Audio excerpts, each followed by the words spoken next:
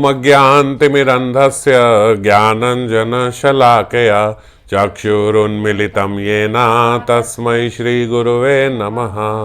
हरे कृष्णा कृष्णा कृष्णा हरे हरे, हरे राम राम राम हरे हरे।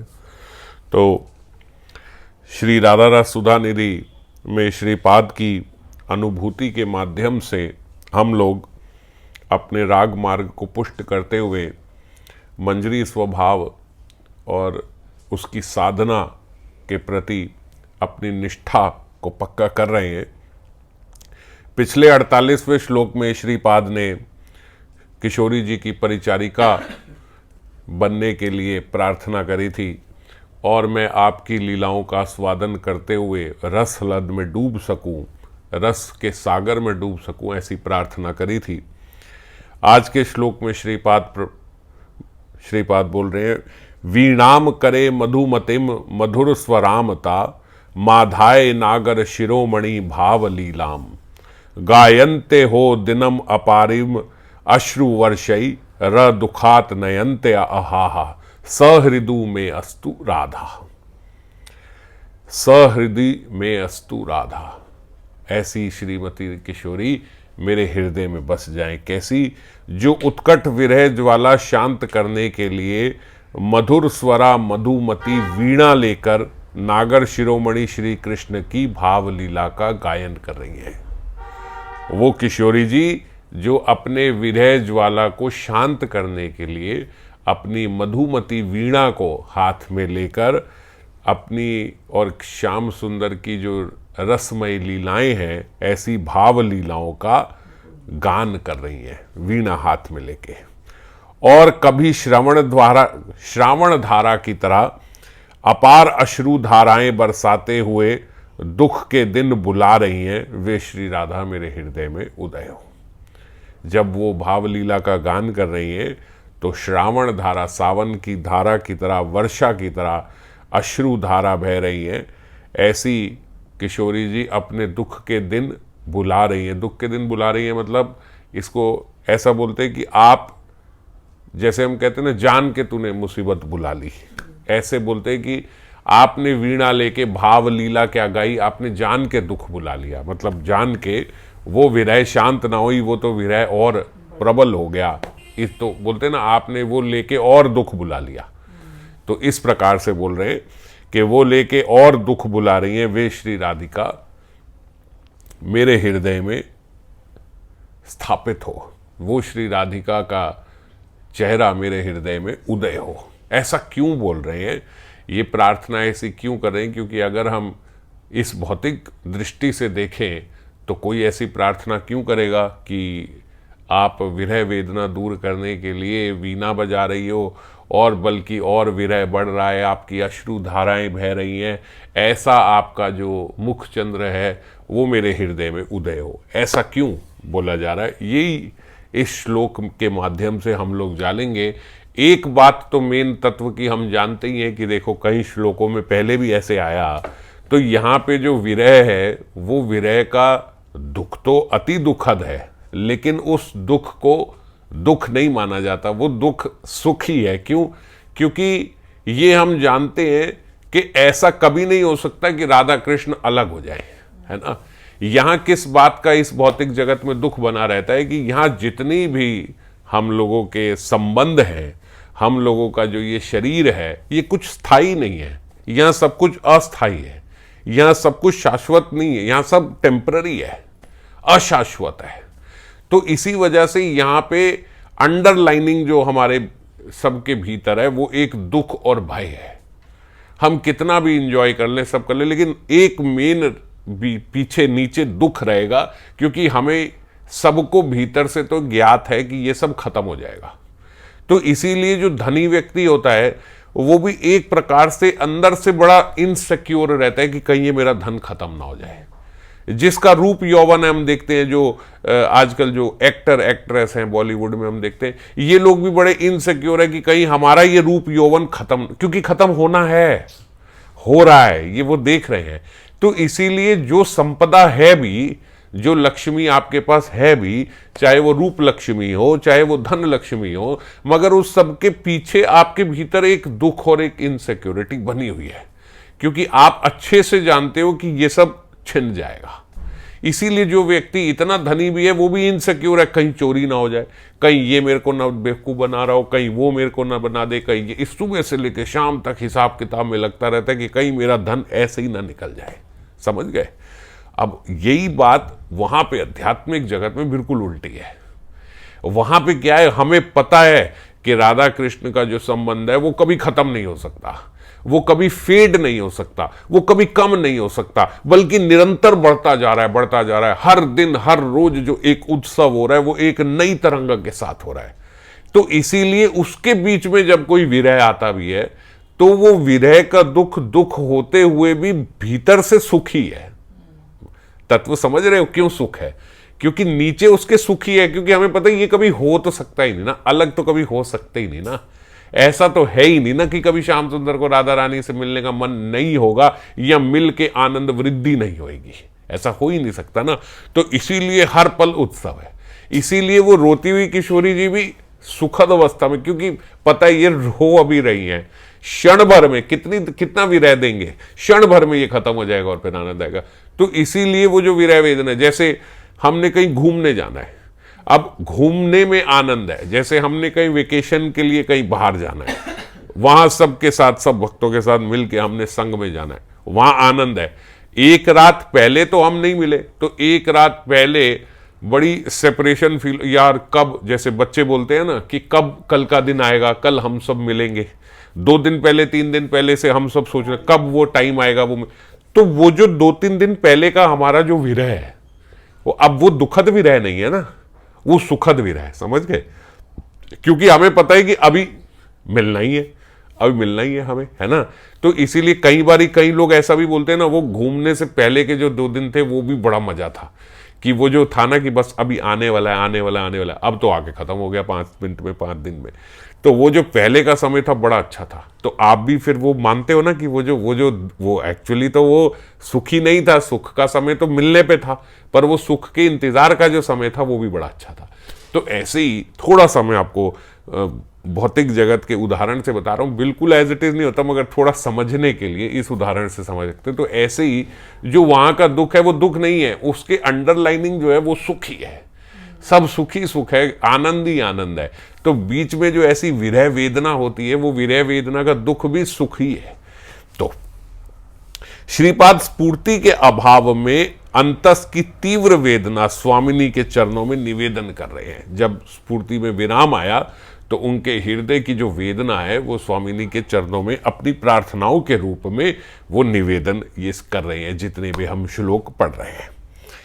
स्वरूपावेश तीव्र जितना होगा, राधा विरह भी उतना ही तीव्र होगा, है ना। ये तो सीधी सी बात है, आपके भीतर जितना आवेश स्वरूप का बढ़ता जा रहा है, फिर विरह भी उतना ही ज्यादा होगा। अब आप कहो कि भैया हम, या मैं कहूं आप तो किशोरी जी से आज मिले नहीं, आज छोड़ो आज तक मिले नहीं, तो कितनी विरह वेदना है आपके भीतर?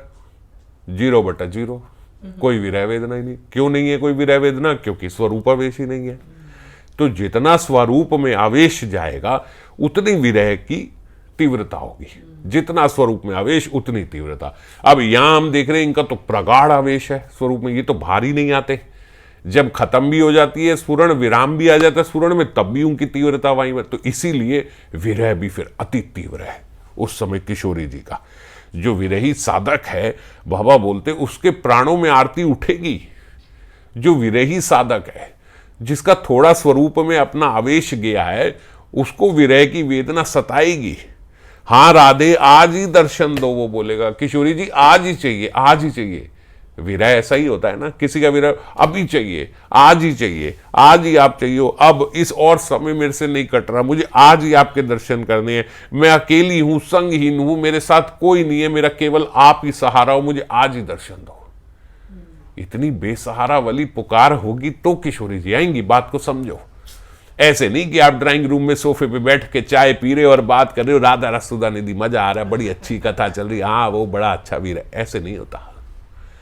उसके लिए विरह वेदना अपने भीतर जगनी पड़ेगी। श्रीमन महाप्रभु ने नीलाचल में, जो मैं बार बार बाबा उदाहरण उसी का देते हैं, और मैं आपसे यही बताता हूँ कि हम गौर कथा में चल रहे हैं, अभी हम उस तक पहुँचे नहीं हैं जो अंत्य लीला है महाप्रभु की, जो गंभीरा लीला है, उसमें श्रीमन महाप्रभु का बिल्कुल विरह वेदना वाला जो भाव है किशोरी जी का, वो भाव का आस्वादन श्रीमन महाप्रभु ने किया है। स्वयं आचरण कर विश्व को विरही राग साधकों को उपदेश दिया है। अपने आप आस्वादन भी किया, आपनी करी आस्वादने शिखाइल भक्त गणे, अपने आस्वादन भी किए और भक्त गणों को सिखाया भी। एक आदर्श है जो श्रीमन महाप्रभु की गंभीरा लीला है कि राग साधक को कैसा होना चाहिए। असल बात अगर बिल्कुल बताऊं सीधे सीधे, तो श्रीमन महाप्रभु ने साधक को रोना सिखाया है। ये जीव जो है ये तो इस जगत के लिए ही रोता रहा है, बचपन से पैदा हुआ, जब से पैदा होने से रो रहा है और मरते दम तक रोता ही रहता है। अब ये चाहिए इसलिए रो रहा है, वो चाहिए इसलिए रो रहा है, ये छिन गया इसलिए रो रहा है, वो चला गया। अरे भैया, इस भौतिक जगत में तुम्हें जो मिल गया वो सब छिनना ही था, जो छिन गया वो छिना ही हुआ था, तो इसलिए इसके लिए क्या रोना। मगर हम, जो हमारा स्वरूप हमसे छिन गया, ये जो इतनी गोल्डन अपॉर्चुनिटी हमसे छिन गई, ये जो स्वर्ण मौका हमें मिला था कि हम स्वर्ण युग में श्रीमन महाप्रभु के आए थे और हम यहाँ से इस 84 लाख योनियों से पार जा सकते थे, ये अवसर हमसे छिन गया, इसके लिए रोना नहीं आता। तो श्रीमन महाप्रभु ने जीव को इसके लिए ही रोना नहीं, अपने स्वरूप के लिए रोना, और फिर स्वरूप आवेश में विरह में किस प्रकार रोना, ये सिखाया है। तो रोना भी किस लिए है ये भी सीखना पड़ेगा। रोना किस लिए हमें, हम तो बेफालतू में रोते रहते, फालतू की चीज़ों में जो हमारी थी नहीं, हम उसके लिए रो रहे हैं। और जो हमें मिल सकता था, जो इतना बड़ा खजाना हमें मिल सकता था, उसकी हमें परवाह ही नहीं है।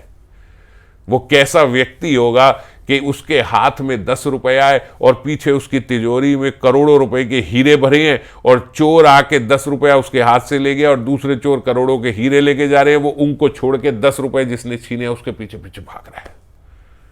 अरे उधर तिजोरी छिन रही है, आपका पूरा समय लुट रहा है, आपको स्वरूपावेश मिल सकता था, किशोरी जी की सेवा मिल सकती थी, वो आप सब छोड़े जा रहे हो। गुरु के आदेश आप भूले बैठे हो, जिनके जो आपको उनकी चरणों में सेवा में लगा सकते थे, वो सब भूले बैठे हो। और किसके पीछे भाग रहे हो, भैया ये जो है ये मेरे 50,000 ले गया, ये मेरे लाख ले गया, कहीं ये मेरा ये ना हो जाए वो ना हो जाए, उसके पीछे भाग रहे हैं, जो कि खोना ही था। हम थोड़ा अपनी अकल लगा के सोचे, कौन इस जगत से कुछ लेके गया है। और अधिकतर लोग ये देख ले कि जितना धन वो आज तक, यहाँ आज तक, जहाँ आज की अभी की बात कर रहा हूँ, जितना धन वो अभी कमा चुके हैं, इतना धन वो अपने पूरे जीवन में खा भी नहीं सकते हैं उस धन का। तो तब भी और कमाने में लगे। किसके लिए और कमाने में लगे? जो असल कमाई है उसकी तरफ ध्यान दो। अगर आपकी प्रायोरिटी ये अध्यात्म धन कमाने में लगेगी और भौतिक को केवल ड्यूटी की तरह करोगे, तब भी आपका जीवन बड़े अच्छे से निर्वाह हो जाएगा। अब तक आप इतना धन एकत्रित कर चुके हो, और नहीं कर चुके हो तो इधर ध्यान देके उधर ड्यूटी की तरह रहोगे तो भी वो जीवन तो चलता जाएगा।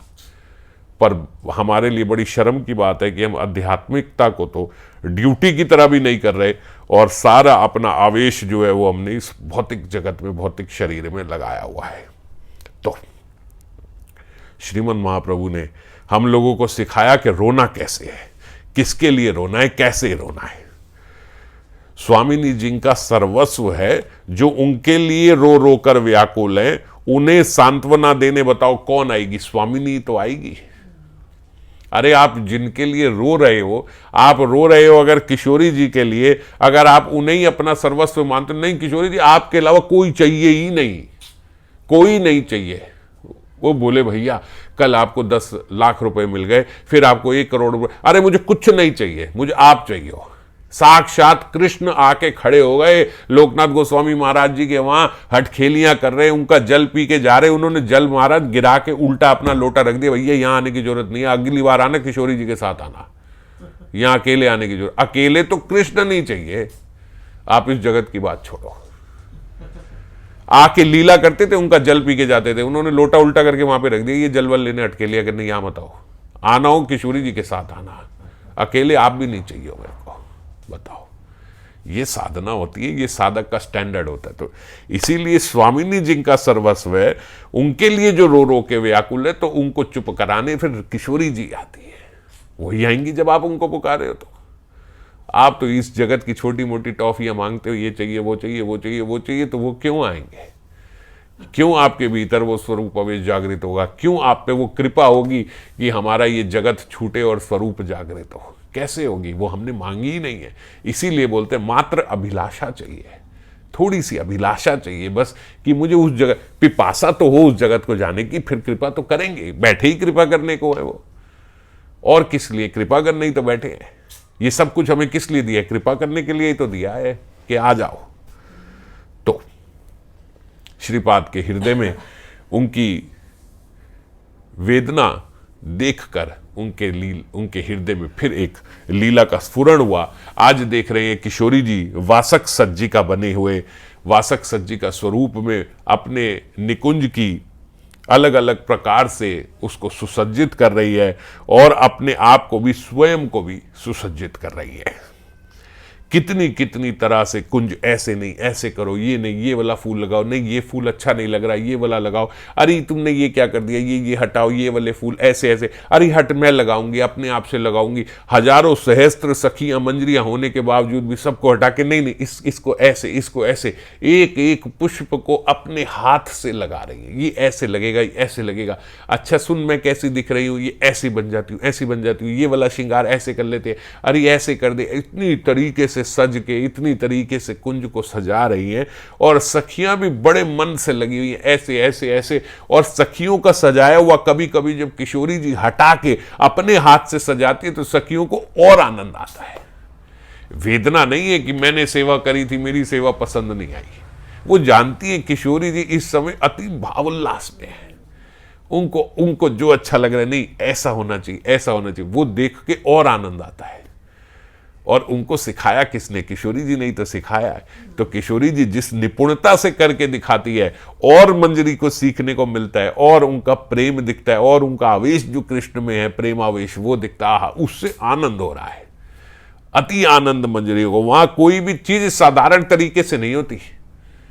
ऐसे नहीं है कि भैया ये सजानी है, ये चलो चलो चलो ये करने लगे, ये कर गए, ऐसे कोई साधारण तरीके से कोई काम नहीं। एक एक चीज उत्सव की तरह हो रहा है, आनंद आ रहा है महाराज। एक एक फूल रखने में आनंद आ रहा है, एक दूसरे के साथ सेवा करने में भरपूर आनंद आ रहा है।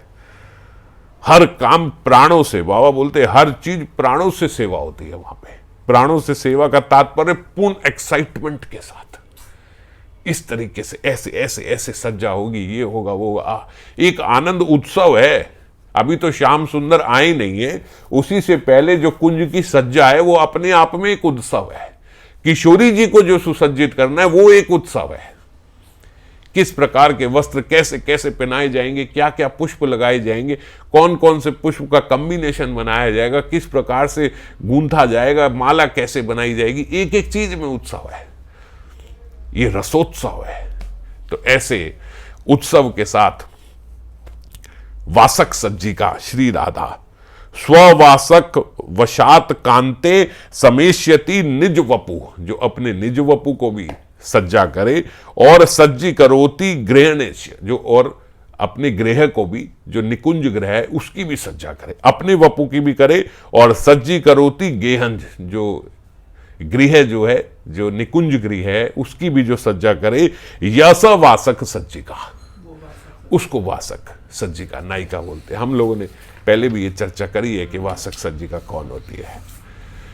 उनकी प्रमुख रूप से जो क्रिया होती है वासक सज्जिका नायिका की, वो स्मर क्रीड़ा संकल्प, मतलब सोच रही है कि इस समय जब श्याम सुंदर आएंगे तो वो यहां बैठेंगे, उनके साथ में इस प्रकार से यहां बैठूंगी, तो इस तरीके से पुष्प लगे होने चाहिए। उसके बाद वो यहां से उठ के जब वहां बैठेंगे, अपनी गलवैया में जब मेरे को ले लेंगे, तो उस समय कौन से पुष्प और कौन सी खुशबू वहां पे आनी चाहिए। तो ये अलग अलग पहले से ही बातें जो सोच के रखी हैं, जो प्लानिंग कर रही है, ये वासक सज्जिका नायिका का ये स्वभाव उस समय होता है। कांत पथ निरीक्षण, देख रहे कौन से पथ से आएंगे, लग रहा है इधर से आएंगी, इस दिशा से, वहां से होते हुए यहां से आएंगे, वहां पथ पे सब पे फूल लगा दो, वहां ये पुष्प लगा दो, इस तरीके से सजा दो। सखियों से विनोद वार्ता, सखियां जो है अलग अलग प्रकार से विनोद वार्ता कर रही हैं, किशोरी जी को छेड़ रही हैं, किशोरी जी उनको बोल रही हैं। ये सब चर्चा उससे पहले चल रही है। रह रहकर दूती को उस ओर देखने को बोलती है। अरे देख कहीं यहां तो नहीं गए, अरे देख कहीं अभी तो नहीं आ गए, अब मुझे पक्का लग रहा आ गए होंगे, देखो देखो देखो। तो इस प्रकार से दूती को भेज। वासक सज्जिका जो नायिका होती है, ये उनकी इस प्रकार से चेष्टा होती है। और फिर समय पे यदि नहीं आए श्याम सुंदर तो फिर उत्कंठिता हो जाती है। उत्कंठिता में फिर हृदय ताप बढ़ता है। अब हृदय का ताप बढ़ रहा है कि आए क्यों नहीं, क्या हुआ होगा, अब तक क्यों नहीं आया, कहीं इधर तो नहीं चले गए होंगे, कम वहां तो नहीं चले गए होंगे।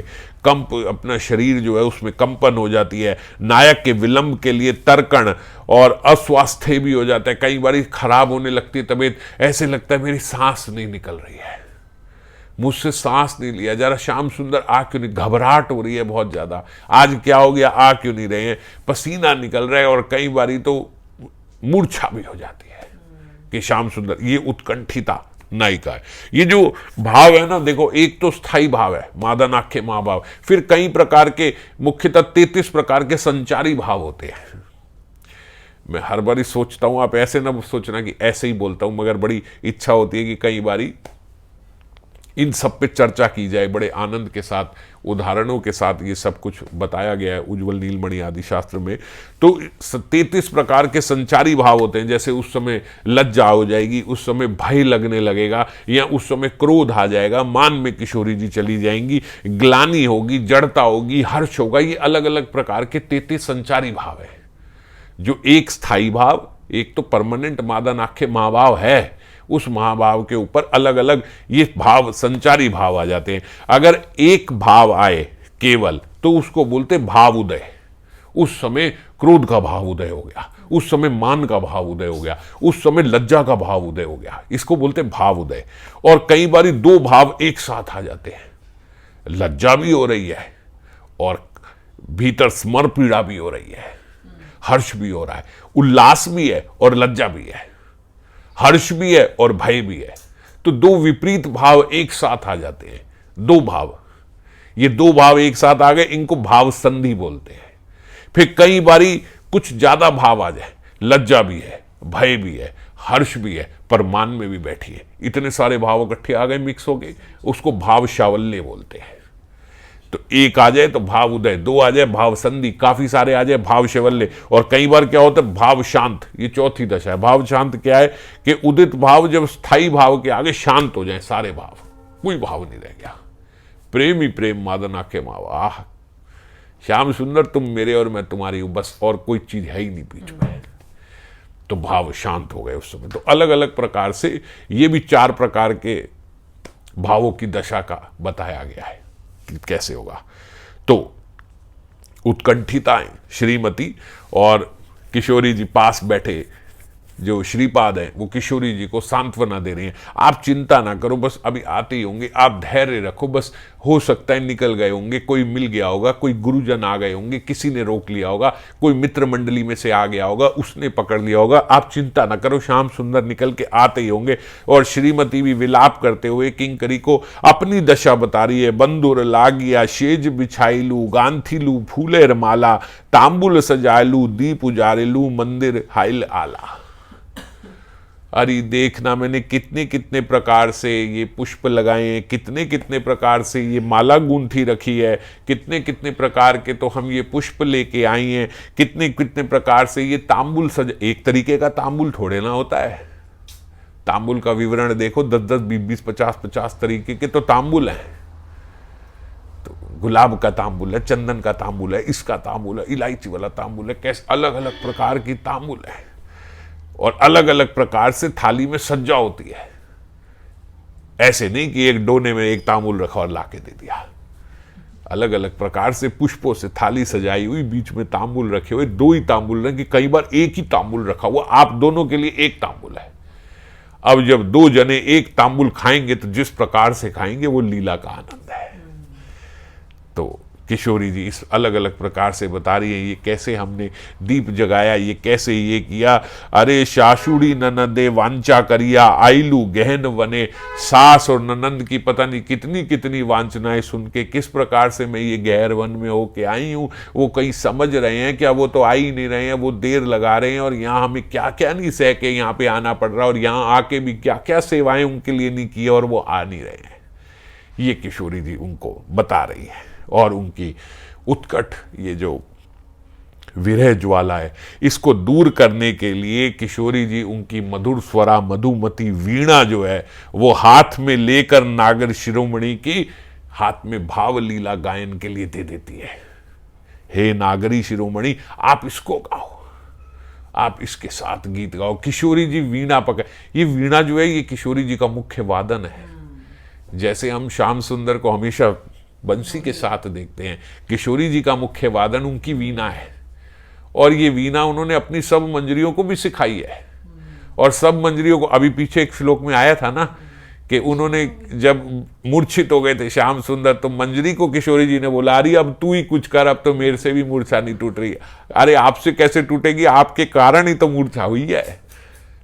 तो मंजरी फिर वो वीणा बजा के उनको सचेत करती है, और जो वीणा बजा रही है, जो वीणा में गीत गा रही है, ये सब किशोरी जी ने पहले से मंजरी को सिखा रखा है। और असल बात तो ये है कि श्याम सुंदर को वेणु बजाना भी किशोरी जी ने ही सिखाया है। उनको वेणु बजानी नहीं आती थी, किशोरी जी ने सिखाया उनको वेणु बजाना। तो किशोरी जी वीणा बजा रही हैं और भाव के साथ भाव लीला गायन कर रही हैं। ये भाव लीला बोलते, ये क्या लीला है? ये बोलते ये वो लीला है जब श्याम सुंदर किशोरी जी के साथ जो जो उनकी माधुर्य लीला एक साथ बैठ के हुई है, जब उनके हृदय में अति विरह संताप था और श्याम सुंदर ने आके वो विरह संताप दूर किया था, उस समय की जो लीलाएं हैं उसको भाव लीला बोलते हैं। और उन लीलाओं का किशोरी जी गायन कर रही हैं वीणा लेके। यहां पे बोला गया माधाए नागर शिरोमणि भाव लीलाम श्लोक में। तो नागर शिरोमणि भाव लीलाम में नागर शिरोमणि ही क्यों बोला? तो इसीलिए नागर शिरोमणि बोला क्योंकि शिरोमणि मतलब एक्सपर्ट, एक तो हीरो में भी एक्सपर्ट हीरो। क्यों एक्सपर्ट हीरो बोलते? क्योंकि सहस्त्र सहस्त्र प्रकार की उत्कंठाएं मेरे भीतर आती हैं और सहस्त्र सहस्त्र समाधान से वो उन उत्कंठाओं को दूर करते हैं। उनको पता है कब इसको विरह देना है और कब उस विरह को किस प्रकार से शांत करना है, किसको कब विरह देना है, कैसे उसका विरह शांत करना है, किस प्रकार की उत्कंठा इसकी है, उसका समाधान किस प्रकार से होगा, ये सब जो एक्सपर्टली जानता है उसको बोलते हैं नागर शिरोमणि। तो एक्सपर्ट कृष्ण है, इसीलिए यहां नागर शिरोमणि बोला गया। विशेष रूप से सब चीजों को जानते हैं। तो और भाव की एक अवस्था, भाव इसको भी कहते हैं क्योंकि भाव लीला का गायन कर रही है, तो बोलते भाव क्या है? भाव का अर्थ है तन्मयता। जब पूर्ण रूप से तन्मयता हो, जैसे श्रीमती जो है किशोरी जी, वो अन्य अनुसंधान शून्य होकर तन्मय चित्त से नागर शिरोमणि की रसमयी लीला का गायन कर रही है। इसको ध्यान देना, इस शब्द को, अन्य अनुसंधान शून्य चित्त, अन्य अनुसंधान शून्य। उस समय कृष्ण के अलावा हृदय में कोई और है ही नहीं। इस प्रकार से साधक को गान करना होगा, इस प्रकार से साधक को ये पढ़ना होगा, इस प्रकार से साधक को ये सुनना होगा। कैसे? अन्य अनुसंधान शून्य होकर, और कुछ दिमाग में नहीं। जब ये है तो बस यही है, तब समझ में आएगी और तब वो हृदय में जाएगी। मधुर लीला का गायन ही विरहवती व्रज सिंदरियों की प्राण रक्षा का एकमात्र साधन है। हमने गोपी गीत में भी ये बात सुनी है, तव कथामृतम तप्त जीवनम। आपकी जो कथा रूपी अमृत है, तप्त जीवनम, हमारे तपते हुए जीवन के लिए यही हमारी प्राण रक्षा कर रहा है, जो आपकी कथा है। कवि भी रीदितम कलमशाप, सारे कलमशों का नाश करना। श्रवण मंगलम, ये आपकी जो कथा है ये अति मंगलकारी। श्रीमदाततम भुवि गणन्ति ते भूरिदा जना, इसलिए जो इसका गायन करते फिरते उनको भूरी दागा है। श्रवण मंगलम तप्त जीवनम, आपकी कथा जो है, भ्रमर गीत में भी बाबा यहां बता रहे हैं कि किशोरी जी ने बोला, तद अलम असित सख्याय दुरस्तयात कथा, आपकी जो कथा है ये दुरस्तज्यात अस्तत, दुरस्तज्यात अस्तत, दुरस्तज्यात अस्तत कथा, मतलब ये बड़ा कठिन है इस कथा को छोड़ना। किसकी कथा को छोड़ना? किसको बोल रहे हैं? तद अलम असित सख्याए, किसके सखा? असित के सखा, वो काले के सखा। सुन, उद्धव को बोल रही हैं किशोरी जी भ्रमर गीत के समय। इस समय बाबा बोलते श्याम नाम नहीं लेंगी, गुस्सा है। जब गुस्सा है तो श्याम नाम भी मुंह में नहीं लाएंगी। और दूसरा कारण यह है कि श्याम मुंह से बोल दिया तो उस समय फिर कुछ बोलने लायक नहीं रहेंगी। तो इसीलिए कैसे बुला रही हैं? तद अलम असित सख्याए दुरस्त अस्तज्यात अस्तत कथा, बड़ा कठिन है तेरे असित को, तेरे काले को छोड़ना आसान है एक बार को, मगर उसकी कथा को छोड़ना बहुत मुश्किल है। वो यहां से चला गया, जब वो चले गए थे द्वारका तभी तो उद्धव जी आए थे। उद्धव जी को बोला वो तो चला गया, तब भी प्राण हमारे यहीं हैं, टिके हुए हैं, बने हुए हैं हमारे ही देह में, गए नहीं। तो उसका जो विरह है वो तो हमसे सहन हो रहा है, पर तुम अगर ये कहो उसकी कथा छोड़ दो, एक क्षण में हमारे प्राण निकल जाएंगे। आज कोई ये बोल दे कि अब उसकी बात नहीं करनी, उसकी चर्चा नहीं करनी, तो एक क्षण नहीं लगेगा ये प्राण छूट जाएंगे। तो उस असित को तो छोड़ा जा सकता है, मगर उसकी कथा नहीं छोड़ा जा सकता। तब कथामृतम तप्त जीवनम, ये उसने जीवन रखा हुआ है, ये अमृत है उसकी कथा। हे मधुप कैतव बंधु, भ्रमर गीत में बुलाया है। मधुप कैतव, ये कृष्ण को बोल रही है। मधुप कैतव बंधु उद्धव, हे मधुप कैतव के बंधु, श्याम बंधु नहीं, माधव बंधु नहीं, कृष्ण बंधु नहीं, मधुप कैतव बंधु। तद अलम असित सख्याई यदु नाम अधिपति, ये सब कृष्ण के इस प्रकार से नाम लिए वहां पे। अगर आपको कृष्ण के बहुत सारे नाम ऐसे जानने तो भ्रमर गीत देखो, वहां कृष्ण नाम नहीं लिया है, इस प्रकार से नामों से बुलाया। क्यों? बाबा बोलते इस समय श्याम शब्द का उच्चारण की नहीं, इस समय अब श्याम नहीं बोलेंगे। क्यों? क्योंकि उस समय निर्वेद रूपी संचारी भाव आया हुआ है। निर्वेद रूपी संचारी, निर्वेद क्या है कि जिसमें बड़ा कष्ट है, रोग है, दरिद्रता है, प्रियजनों के विरोध के कारण ग्लानि है, खेद है। बस बड़ा कृष्ण कृष्ण करती थी, छोड़ गया तुम्हें। ये प्रियजनों का जो विरोध है अब उसकी ग्लानि है, पर है संचारी भाव, ये स्थायी भाव नहीं है, ये संचारी भाव है। तो उस समय का जो क्रोध है जिसमें नाम भी, जब किशोरी जी मान में कई बार चली जाती है ना, तो जितने असित, मतलब जितने dark blue, light blue, black colour के जितने, एक किशोरी जी हमेशा कृष्ण उद्दीपन रहे, इसलिए अपनी जो चूड़ियां हैं उनमें नीले रंग की चूड़ी जरूर होगी। जो पल्ला लेंगी, जो मर्जी आप ड्रेस में ला लो, एक पल्ला तो नीले रंग का जरूर रहेगा।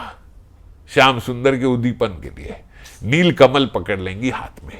तो इस प्रकार की जो उस समय जब मान आ जाता है तो उस समय बोलती कोई नीला वस्त्र मेरे पास ना रहे, कोई काली नीली चीज ना रहे, सब हटा दो।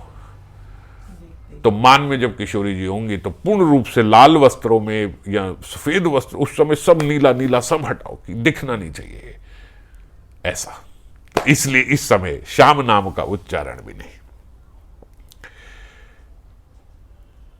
तो सखियां किशोरी जी खास करके बोल रही हैं कि उनकी कथा के बिना नहीं रह जा सकता, उनकी चर्चाओं के बिना नहीं रहा जा सकता हमसे। उनके बिना तो एक बार को रह लेंगी, लेकिन उनकी चर्चाओं में अगर एक मुहूर्त का भी विराम आ जाए तो इन विरह तापित देहों में फिर प्राण नहीं रहेंगे, फिर नहीं रह सकते। और एक तो वीणा को बाबा बोलते हैं, वीणा भी मधुमती है। मधुमती वीणा मतलब जो मधु की तरह चित्त में विभ्रम पैदा करने वाली। मधु जैसे यहां पे, वहां मधु मदिरा के रूप में भी ली जाती है। वो शहद ऐसा होता है इंटॉक्सिकेट करने वाला, है तो शहद ही, मगर आपने शहद लिया, उस शहद का भी एक नशा हो जाता है, ऐसा ऐसा शहद है, मीठा शहद। तो बोलते ये वीणा जो है, ये वीणा ने भी जैसे मानो उनके हृदय को विभ्रम कर दिया और नशा कर दिया कृष्ण का, नशा भी कृष्ण का किशोरी जी के हृदय में। और श्रीमन महाप्रभु की भी यही दशा गंभीरा में देखी गई थी, और वो भी यही कहते थे, दिने प्रभु नाना संगे है अन्य मना, रात्रि काले बाड़े प्रभुर विरय वेदना, रामानंदेर कृष्ण कथा स्वरूपेर गान, विरय वेदनाए प्रभुर राखे प्राण। ये कविराज गोस्वामी जी चैतन्य चरितामृत में बता रहे हैं, दिने प्रभु नाना संगे है अन्य मना। दिन में तो दूसरा दूसरा मन हो जाता था, कहीं कहीं इधर उधर कोई मिलने आया, ये आया वो आया वो आया, तो उस समय तो अन्य मन हो गया। पर रात्रि काले बाड़े प्रभुर विरय वेदना, रात्रि के समय विरय वेदना अपनी चोटी पे चली जाती थी। रामानंदेर कृष्ण कथा स्वरूपेर गान, विरय वेदनाए प्रभुर राखे प्राण। विरय वेदना में प्रभु के प्राण कौन रखता था उस समय? जो राय रामानंद कृष्ण कथा सुनाते थे, या स्वरूप दामोदर जो गान करते थे कृष्ण का, वो उनके प्राण की रक्षा कर लेता था। नहीं तो ऐसी वेदना होती थी कि एक रात्रि में ही प्राण चले जाए। पर रात्रि के समय वो कृष्ण कथा कह कह के सुना सुना के उनके प्राण की रक्षा करते थे। श्रीमती ने विरह व्यथा की शांति के लिए मधुमती वीणा के संगीत के साथ मधुर स्वर में भाव लीला का गायन शुरू किया। किशोरी जी ने वीणा लेके अपनी विरह वेदना शांत करने के लिए वो मधुर मधुर लीलाओं का गान शुरू किया। पर अमृत तो बरसा कृष्ण कथा, तब कथामृतम। जब उन्होंने लीलाओं का गान किया तो अमृत तो बरसा, पर श्याम सुंदर के विपुल उद्दीपन से बाहर विरह वेदना का आधिक्य परिलक्षित होने लगा। वो अमृत तो बरसा, पर अमृत के साथ साथ उनकी जो विरह वेदना थी वो और बढ़ने लगी। जब उनकी कथा करने लगे तो और विरह वेदना बढ़ने लगी। ये है ही ऐसा, बाहिर विष ज्वाला है, अंतर आनंदमय। बाहर से तो विष की तरह ज्वाला होती है, पर भीतर आनंद। अब जब कृष्ण कथा गान कर रहे हैं तो ये अमृत है जो अंदर से प्राणों की रक्षा कर रहा है, पर बाहर से वही और जला रहा है। कैसा कॉम्बिनेशन होगा कि आपके भीतर तो ठंड बर्फ जम रही है और बाहर आग लग रही है। अब ना छोड़ा जाए ना पकड़ा जाए, क्या करें? आप स्थिति समझ रहे हो थोड़ी थोड़ी। विरह वेदना कैसी है कि कृष्ण लीला अगर गायन ना करें, अगर उनकी कथा ना सुने तो प्राण चले जाएंगे, भीतर प्राण रहेंगे नहीं, क्योंकि उन्होंने ही रक्षा करी है। और गाते हैं तो बाहर से विरह ज्वाला और प्रगाढ़ हो जाती है, बाहर से विरह ज्वाला बढ़ती जा रही है और भीतर वही आनंद दे रही है। अगर वो ना गाए तो प्राण छूट जाए। अब आदमी मरता क्या ना करता। इसीलिए गोपियां बोलती, भैया ये कृष्ण के चक्कर में मत फंसना, इसकी कथाओं के इसके चक्कर में बोलना, कहीं के नहीं रहोगे। ना ऐसे रहोगे कि मुझे इनकी नहीं सुननी, ना ऐसे रहोगे कि मुझे इनकी सुननी है, ना ऐसे रहोगे कि मुझे इनको देखना है, ना ऐसे रह पाओगे कि मुझे इन्हें नहीं देखना। भैया किसी के नहीं रहोगे। इसलिए कहीं कहीं आचार्य गोस्वामी ने तो इसी प्रकार से बोला, भैया जा वृंदावन ना आना। रूप गोस्वामी ने बोला यहां ना आना, और गलती से अगर भी यहां आ जाओ गोविंद देव जी के दर्शन ना कर जाना। अगर एक बार करके कहीं के नहीं रहोगे। तो भाव लीला गाते गाते सोच रही हैं, हाय जो ऐसे गुण सिंधु हैं वे इस समय कहां हैं। अब फिर वही बात चल रही, वो होंगे कहां, क्या कर रहे होंगे। एक एक क्षण जो है वो एक एक युग के समान बीत रहा है। हम लोग आजकल शिक्षा अष्टकम पढ़ रहे हैं, उसमें भी यही श्रीमन महाप्रभु ने कहा ना, युगाई तम निमिषेषेणा चक्षुषा प्रवर्षाई तम शून्याई तम जगत सर्वम गोविंद विरहेण में। ये रोज हम लोग शिक्षा अष्टकम में पढ़ रहे हैं। युगाई तम निमिषेषेणा, एक एक निमिष जो है वो एक एक युग के समान लग रहा है। चक्षुषा पार्वशाई तम, ये चक्षु से जो है वर्षा के समान अश्रु हमारे बह रहे हैं।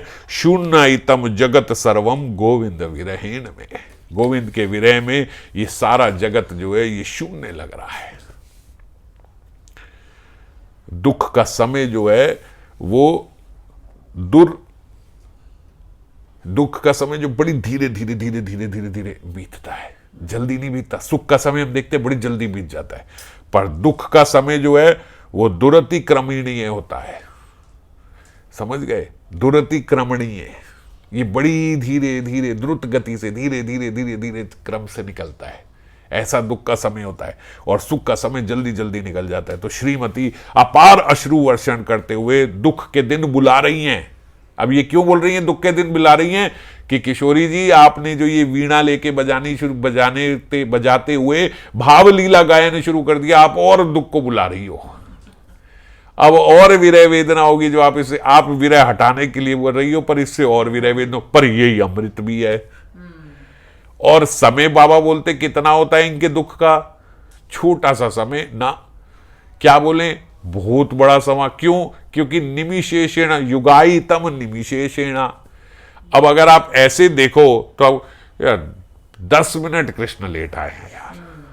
कितने लेट? 20 मिनट लेट आए होंगे, बस इतना लेट आए हैं। इसीलिए बाबा बोलते कि ये इस जगत के जो जीव हैं वो इसको समझ नहीं सकते, उनकी ये बात समझ में नहीं आएगी। ये बात उसी को समझ में आ सकती है जिसने वो अनुभव किया हुआ है। यह बात विश्व के विरह दुख की अनुभूति से समझ में नहीं आ सकती। यहां से आप यही देखोगे 10 मिनट लेट, 20 मिनट लेट, कोई बात नहीं, आज नहीं आया कल आ जाएगा ना, ये बात वहां ये बात नहीं चलती। युगायितम निमिषेषेण, एक एक निमिष जो है वो एक एक युग के समान लग रहा है। तो इसीलिए कृष्ण विरह का काल कितना सुदीर्घ है। अब ये बात अब बात समझो, कितना दीर्घ नहीं, सुदीर्घ। कृष्ण विरह का समय कितना लंबा है। आप भौतिक व्यक्ति से पूछो, वो कहेगा कृष्ण 2 मिनट लेट आए थे। आप विरही किसी भक्त से पूछो जिसने आस्वादन किया है, महाराज 2 मिनट 120 सेकंड, एक सेकंड के 10वें हिस्से में किशोरी जी के 100 बार प्राण निकल जाते। 120 सेकंड, ये भक्त जानता है। ये जिसने विरह अनुभव किया है उस जगत का वो जानता है।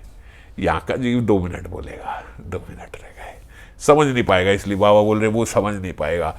कृष्ण विरह में क्षण कल्पता महाभाव का एक लक्षण है। ये क्षण कल्पता जो है ये महाभाव का एक लक्षण है। एक एक क्षण वाक्य में एक एक कल्प की तरह लगता है, बोलने की बात नहीं है। एक एक क्षण एक एक कल्प की, ये क्षण कल्पता लक्षण ही है ये, और ये महाभाव में ही है।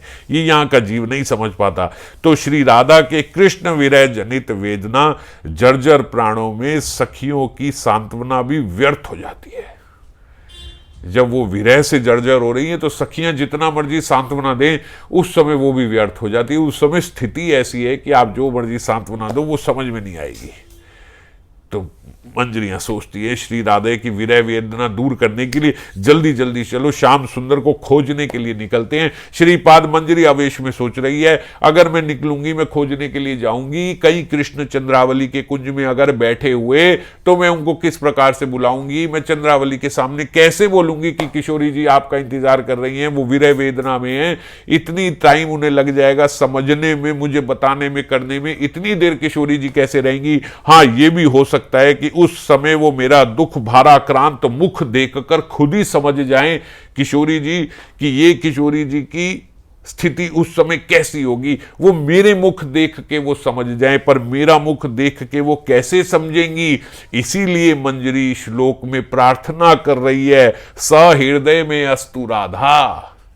आपकी जो ये स्थिति हो रही है कि आपके अश्रु धारा बह रही है, आपके भीतर जो विरह वेदना हो रही है, वो विरह वेदना जड़ित आपका जो मुख चंद्र है, वो मुख चंद्र मैं अपने मन में बसा लूं। मैं अपने मन में क्यों बसा लूं? सहृदय में अस्तु राधा, मेरे हृदय में वो क्यों आ जाए? इसलिए नहीं कि आपको रोते हुए देख के मुझे अच्छा लगता है, इसीलिए कि जब आपके पास कृष्ण नहीं होंगे, जब आप विरह जनित होंगी, जब आपके अश्रु धारा बह रही होंगी, एक एक निमिष एक एक युग की तरह लग रहा होगा। उस समय मेरे बोलने में और उनके समझने में समय जो लगेगा वो भी ना लगे, केवल मेरा मुख देख के उन्हें आपके दर्शन हो जाए। सहृदय में अस्तु राधा। इसीलिए आपका वो उस समय का जो चंद्रमुख है वो मेरे हृदय में ऐसा बस जाए कि मेरे को देख के ही उनको समझ में आ जाए और वो तुरंत भाग के इधर आ जाए। बोलने में, कहने में और समझने में तो बड़ा समय लग जाएगा। समझ गए? तो इसीलिए वो बोल रही है सहृदय में अस्तु राधा, इसीलिए आपका ऐसा मुख भी मेरे हृदय में रहना चाहिए, आपकी ऐसी दशा भी मेरे क्यों, ये भी काम आएगी। हर चीज सेवा के लिए, हर चीज सेवा के लिए, ये भी आपकी सेवा के लिए काम आएगी। तो अलंकार कौस्तुभ में कृष्ण बोलते हैं सखियों को कि आपको शीशा देखने की जरूरत तो तब पड़ती है जब आप अकेले में हो। जब आप अकेले में नहीं हो तो एक दूसरे का चेहरा देख लो, सेम भाव, सेम सब कुछ होता है। आप कैसी दिख रही हो, आप अपनी सखी के मुख में देख लो, वैसी ही दिख रही हो। और फिर जो मंजरियां हैं उनकी तो बिल्कुल तदात्म्य श्री राधा रानी के साथ है। तो इसलिए बोल रही सहृदय में अस्तु राधा, आपकी ऐसी छवि जो है वो मेरे हृदय में बस जाए, वो आपकी सेवा में काम आएगी। तो आज के श्लोक में यही प्रार्थना श्रीपाद ने करी। कल फिर अगले श्लोक लेके फिर आएंगे। जय राधे।